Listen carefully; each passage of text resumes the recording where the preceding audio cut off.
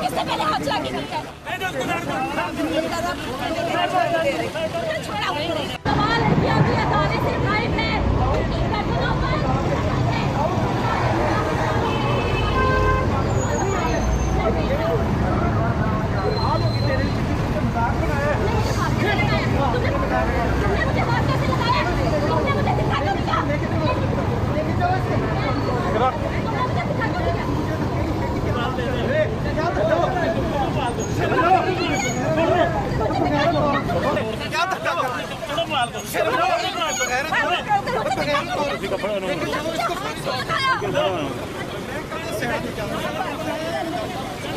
इससे पहले हाथ चला के